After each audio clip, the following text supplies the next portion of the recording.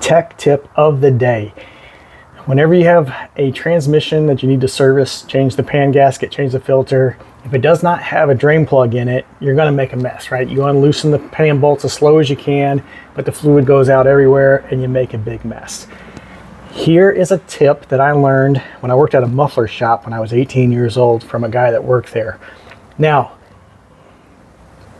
first step, warning, disclaimer, you have to have a welder to be able to do this. But if you have a welder or have a buddy that has a welder, this is a super easy way to save yourself a bunch of time and a bunch of mess. Basically, all you do, I took a punch, put a little dot right there.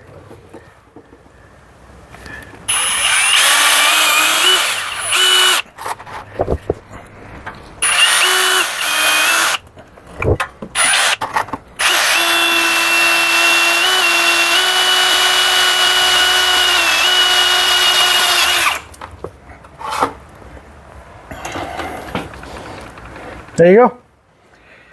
Now, I was being careful not to like jam through there and, you know, poke something important in the transmission. But yeah. Now I'll let this drain out. When it's done, then I can pull the pan down without making a gigantic mess.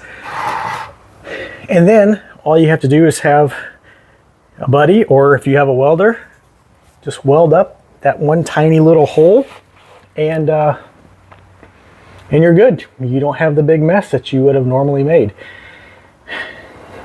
You can drill the hole in the bottom, but it's going to make a bigger mess. I have 3 drops on the ground, and that's probably from dripping off the drill bit after I set it down. But just thought I'd share that. That's a quick and easy tip that I learned a long time ago. If you have a welder, you can weld up that tiny little hole in just a matter of, you know, seconds. And I made way less of a mess. My transmission fluid's really clean.